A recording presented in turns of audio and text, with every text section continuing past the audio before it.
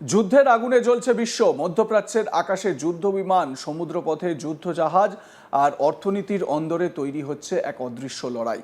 কিন্তু এই যুদ্ধের বাজারে যে ঘটনা ঘটছে তা দেখে অবাক অর্থনীতিবিদ থেকে বিনিয়োগকারী সবাই। কারণ সাধারণত যুদ্ধ মানেই সোনা আর রূপোর দাম বাড়বে, বিনিয়োগকারীরা নিরাপদ আশ্রয় খুঁজবেন সোনায়। কিন্তু এবার যেন সব হিসেব উল্টে গেছে।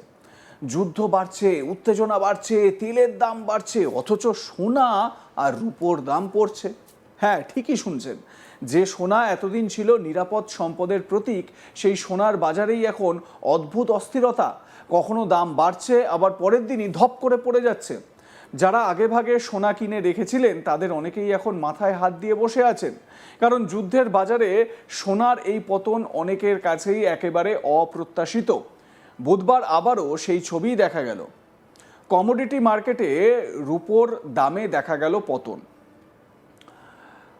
মাল্টি কমোডিটি এক্সচেঞ্জ অর্থাৎ MCX-এ বুধবার রূপোর দাম কিছুটা কমেছে।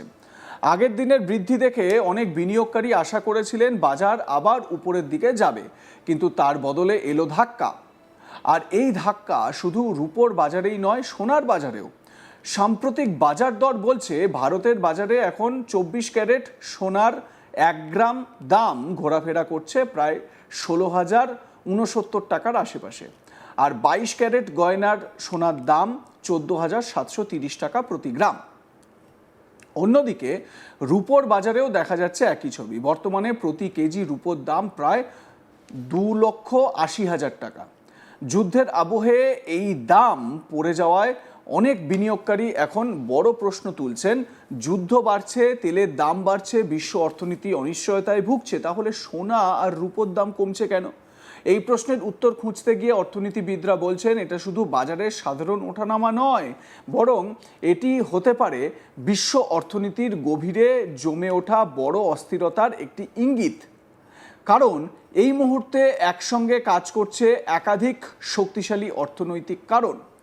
প্রথম কারণ, আমেরিকান ডলার। বিশ্ববাজারে সোনা সাধারণত কেনাবেচা হয় US ডলারে। ফলে ডলারের মান যত বাড়ে, অন্য দেশের বিনিয়োগকারীদের কাছে সোনা তত বেশি দামি হয়ে ওঠে। সাম্প্রতিক সময়ে US ডলার শক্তিশালী হয়ে উঠেছে উল্লেখযোগ্যভাবে। ডলার সূচক এখন পৌঁছে গেছে গত 3 মাসের সর্বোচ্চ স্তরে। শুধু তাই নয়, euro, British pound, Australian dollar, এমনকি সুইস ফ্রার মতো শক্তিশালী মুদ্রার বিরুদ্ধেও ডলার এখন শক্ত অবস্থানে রয়েছে। এই পরিস্থিতিতে অনেক আন্তর্জাতিক বিনিয়োগকারী সোনার বদলে সরাসরি ডলারে বিনিয়োগ করতে আগ্রহী হচ্ছেন, কারণ শক্তিশালী ডলার নিজেও এক ধরনের নিরাপদ সম্পদ হিসেবে বিবেচিত হয়। ফলে স্বাভাবিকভাবেই সোনার বাজারে তৈরি হয়েছে চাপ। দ্বিতীয় বড় কারণ, সুদের হার নিয়ে অনিশ্চয়তা। সোনা এমন একটি সম্পদ যেখান থেকে সরাসরি কোনো সুদ বা আয় পাওয়া যায় না। অন্যদিকে ব্যাংকের ফিক্সড ডিপোজিট, বন্ড বা ট্রেজারি সিকিউরিটি থেকে নিয়মিত সুদ পাওয়া যায়, এবং এই সুদের জন্য লামসাম SIPও করে রাখেন কেউ কেউ। প্রত্যেক মাসে একটা করে টাকা ঢুকতে থাকে।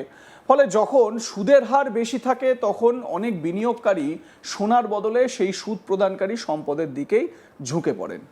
মানে আপনার কাছে সোনা থেকে, সেই সোনা থেকে তো প্রত্যেক মাসে সুদ আপনার কাছে আসছে না, বা লিকুইড ক্যাশ আপনার কাছে আসছে না, কিন্তু আপনার কাছে যদি 1 লক্ষ টাকা থাকে এবং আপনি যদি সেটি ফিক্সড ডিপোজিট করে দেন এবং প্রত্যেক মাসে সুদের টাকা আপনার অ্যাকাউন্টে পড়বে এই মর্মে সেই টাকাটি রাখেন, তাহলে কিছু টাকা হলেও আপনার হাতে তো প্রত্যেক মাসে কিছু না কিছু আসছে। সোনা বাড়িতে থাকলে বা সোনা যদি আপনি লকারে রেখে দেন ব্যাংকের, তাহলে সেই সুদের টাকাটা কিন্তু আপনার অ্যাকাউন্টে আসছে না। তো এই কারণেও সোনার প্রতি মানুষের আগ্রহ কমছে, যেই কারণে সোনার দামে এই পতনটা দেখা দিতে পারে বলে অনেক বিশেষজ্ঞ মনে করছেন। এই মুহূর্তে বিশ্ব অর্থনীতিতে আবারও বাড়ছে মুদ্রাস্ফীতির আশঙ্কা। তার প্রধান কারণ তেলের দাম। মধ্যপ্রাচ্যের যুদ্ধ পরিস্থিতির কারণে আন্তর্জাতিক বাজারে তেলের দাম দ্রুত বাড়ছে। তেলের দাম বাড়লে পরিবহন খরচ বাড়ে, উৎপাদন খরচ বাড়ে, আর তার প্রভাব পড়ে খাদ্যদ্রব্যের দামেও। এই পরিস্থিতিতে অর্থনীতিবিদদের অনেকেই মনে করছেন আমেরিকার কেন্দ্রীয় ব্যাংক অর্থাৎ ফেডারেল রিজার্ভ খুব দ্রুত সুদের হার কমাবে না।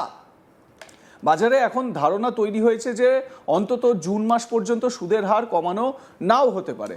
উচ্চ সুদের হার সাধারণত সোনার বাজারের জন্য নেতিবাচক বলে বিবেচিত হয়, কারণ তখন বিনিয়োগকারীরা সুদ পাওয়া যায় এমন সম্পদের দিকে বেশি ঝুঁকে পড়েন। তৃতীয় বড় একটি কারণ হচ্ছে প্রফিট বুকিং। গত এক বছরে সোনার দাম অত্যন্ত দ্রুত বেড়েছে। আন্তর্জাতিক বাজারে বছরের শুরু থেকে এখনো পর্যন্ত সোনার দাম প্রায় 50% বেশি বেড়েছে বলে অনুমান করা হচ্ছে। যখন কোনো সম্পদের দাম এত দ্রুত বাড়ে তখন অনেক বিনিয়োগকারী তাদের লাভ নিশ্চিত করার জন্য বিক্রি শুরু করে।